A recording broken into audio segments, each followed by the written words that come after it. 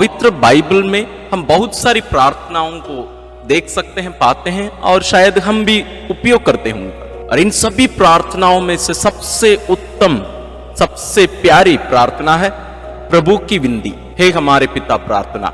इस प्रार्थना स्वयं प्रभु यीशु द्वारा सिखाई गई प्रार्थना, इसलिए यह विशेष है।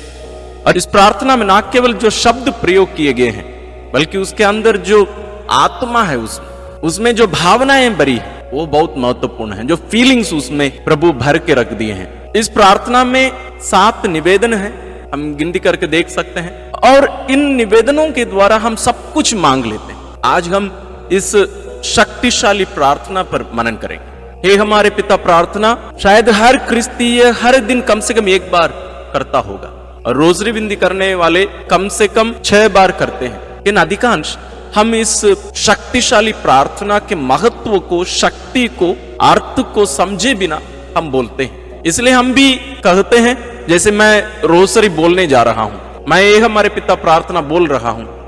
नहीं, हम प्रार्थना बोल नहीं सकते, हमें प्रार्थना करनी। दोनों का अंदर क्या है?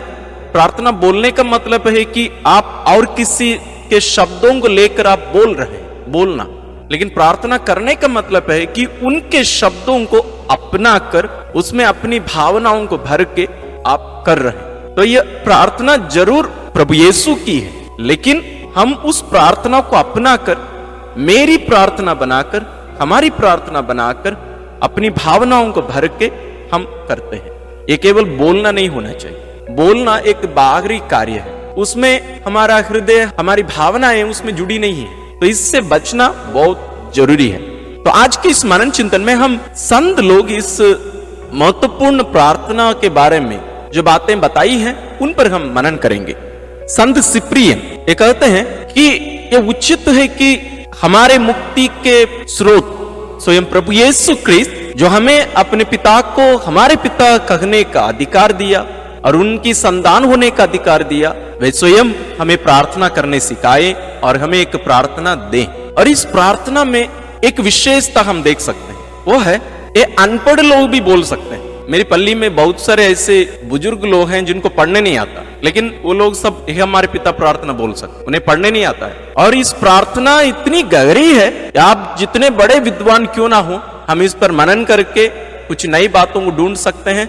और कभी कभी ऐसे भी लगता है कि ये हमारे समझ से परे हैं। बहुत सारे पुस्तक इस प्रार्थना के ऊपर लिखे गए, बहुत सारे विद्वान लोग, महान संत लोग इस पर मनन करते हुए अपना जीवन इसके लिए पूर्ण रूप से खर्च किए हैं। तो ये प्रार्थना कोई बहुत छोटी या अनपढ़ लोगों की प्रार्थना नहीं है, जैसे लोग कहते हैं, क्योंकि ये बाइबल से लेकर या और कहीं से लेकर कुछ ऐसे बोल दे रहे नहीं। और इस प्रार्थना में ना केवल हमारी मांगे हैं, हमारी जो जिम्मेदारी है हमारे पिता के प्रति, उन सबको भी हम यहाँ देख सकते हैं। इसलिए टेर्टुलियन, जो एक प्रारंभिक कलीसिया के एक महान शिक्षक रहे, वे कहते हैं कि ये नए विधान का सार है, the summary of the new testament. जैसे थोड़ी देर पहले मैंने कहा कि ये अनपढ़ लोगों की भी प्रार्थना है और विद्वानों की भी प्रार्थना है। और ये महान विद्वान वे कहते हैं कि ये नए विधान का सार है, उसका जिस्ट है, उसकी समरी है। और दूसरे एक महान व्यक्ति थॉमस ए केम्बिस, वो कहते हैं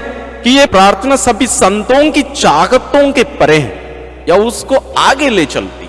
और संत जॉन क्रिसोस्टम कहते हैं, हम हमारे गुरु यानी प्रभु यीशु क्रिस्त के शिष्य नहीं बन सकते हैं यदि हम उनके समान प्रार्थना नहीं करेंगे। और जिस रीति से वे प्रार्थना की और जिन शब्दों को प्रयोग करके वे प्रार्थना की, तो ये प्रार्थना न केवल हमें ईश्वर की संतान के रूप में हमें प्रकट करती है, साथ ही हमें हमारे गुरु के समान हमें बनने के लिए भी ये प्रेरित करती है, क्योंकि इस प्रार्थना में हम प्रभु यीशु की मनोभाव को देख सकते हैं। संत अगस्तीन कहते हैं, जब कभी हम इस प्रभु की विनती को बड़े प्रेम से, बड़ी भक्ति से हम करते हैं, हम हमारे छोटे पापों से छुटकारा पाते हैं। और इस प्रार्थना के द्वारा हमें यह दृढ़ विश्वास और भरोसा मिलता है कि प्रभु यीशु की इस प्रार्थना के द्वारा पिता ईश्वर हमारी सुनते हैं और हमें भी उनके समान का एक मनोभाव हमें देते हैं। जैसे हम पवित्र बाइबल में देख सकते हैं कि कोई भी ईश्वर को पिता कहकर नहीं बुला सकता। वास्तव में पिता ईश्वर और पुत्र ईश्वर यानी प्रभु यीशु दोनों हमारे हृदय में अपना आत्मा हमें भेजे हैं, जो हमारे हृदय के अंदर रहकर पुकारते हैं अब्बा पिता। और हम जानते हैं इस जीवन यात्रा में हम बहुत सारे दुखों से घिरे रहते हैं, हम दुखों का सामना करते हैं और हम कमजोर हैं। इसलिए प्रभु यीशु कोई कठिन प्रार्थना नहीं, बहुत ही सरल और बहुत ही छोटी सी प्रार्थना हमें दी है। इसलिए प्रभु यीशु स्वयं कहे कि तुम गैर यहूदियों के समान रट नहीं लगाओ, यानी लंबी लंबी प्रार्थनाएं करना, बहुत सारे शब्दों का प्रयोग करना। वे हमसे कहे कि ऐसे प्रार्थना करो, और पूर्ण रूप से हमें पूरी प्रार्थना हमें दे दी। बहुत ही सरल, बहुत ही छोटी सी प्रार्थना। और ये प्रार्थना वास्तव में हमारे लिए एक चुनौती है। ये केवल पिता से कहने के लिए केवल नहीं, बल्कि ये प्रार्थना हमारे कंधे पर एक बहुत बड़ी जिम्मेदारी को डालती है। यदि हम इस प्रार्थना के शब्दों पर ध्यान देते हैं तो हमें पता चलेगा कि हम मांग कर रहे हैं, हम पिता से कह रहे हैं हे हमारे पिता। इसी में ही एक बहुत बड़ी जिम्मेदारी, यानी हम कह रहे हैं कि तुम मेरे पिता हो, मैं तेरी संतान हूं, मैं तेरा बेटा हूं, तेरी बेटी हूं। मतलब उसी में ही उस अधिकार के साथ एक बहुत बड़ी जिम्मेदारी उनकी संतान के रूप में जीने की। यदि हम उनकी संतान के रूप में नहीं जीते हैं तो हम इस प्रार्थना को नहीं कर सकते हैं। उस प्रार्थना केवल शब्द मात्र ही रह जाता है। तो हमें ध्यान देने की जरूरत है कि हमारा हृदय भी रहे और हम जिन शब्दों का प्रयोग करते हैं वो हमारे शब्द बन जाए। और जब हम प्रार्थना में कुछ मांग करते हैं उसका मतलब है कि उसकी जिम्मेदारी हम लेने के लिए तैयार हैं। हम जाकर उनसे मांग कर रहे हैं, हम कहते हैं तेरा नाम पवित्र माना जाए। कहां? सबसे पहले वो मेरे जीवन में, हमारे जीवन में होना है। तेरा राज्य आए, कहां? वो हमारे जीवन से, हमारे परिवार से, हमारे पल्लियों से वो प्रारंभ होना चाहिए। ये केवल हवा में बोलने के लिए नहीं, हम मांग कर रहे हैं वो मेरे जीवन में पहले पूरा हो। मेरे जीवन में पूरा होना तो मुझे एक बहुत बड़ी जिम्मेदारी पिता ईश्वर पलट कर देंगे। हाँ, मैं मेरा नाम तुम्हारे जीवन में पवित्र मानूंगा या करूंगा, लेकिन उसके लिए तुम्हें ये करना। तो ये प्रार्थना एक बहुत बड़ी जिम्मेदारी हमारे कंधों पर पलट कर रख देती है। इसलिए हम अगली बार जब भी, विशेष रूप से आज के इस रोजरी विंदी के समय में भी, जब हम इस प्रार्थना करते हैं, इन शब्दों का प्रयोग करते हैं प्रभु के, तो हम हमारे हृदय को उसमें पूर्ण रूप से रख दें। इन शब्दों को हमारे हृदय के अंदर से, अभिअंदर से आने दें। हम अपने विश्वास को इसमें पूर्ण रूप से भर दें, ताकि ये केवल कुछ शब्द नहीं बल्कि हमारे हृदय से उत्पन्न होने वाली एक प्रार्थना हो जाए, वो हमारी प्रार्थना हो जाए, ताकि हम सभी उस पवित्र पिता की पवित्र संतान बनकर उनकी महिमा के लिए जीने वाले हम भी बन सके। सर्वशक्तिमान ईश्वर पिता और पुत्र और पवित्र आत्मा का आशीर्वाद आप लोगों पर उतरे और सदा बना रहे। आमीन। आशीष देना ओ माँ मरिया, आशीष देना ओ माँ मरिया, आशीष देना ओ माँ मरिया, आशीष देना ओ माँ मरिया।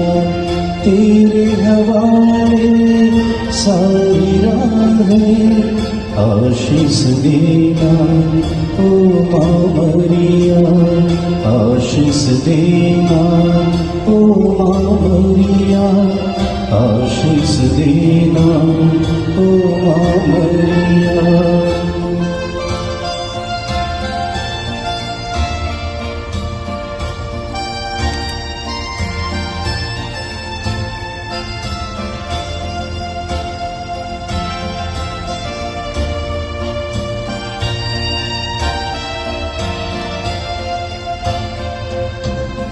रखना ध्यान निज बच्चों पर आस हमारी, तब चरणों पर रखना ध्यान निज बच्चों पर आस हमारी, तब चरणों पर सांझ सवेरे तुझको पुकारे, सांझ सवेरे तुझको पुकारे, जीवन सारा तुझ पर वारे।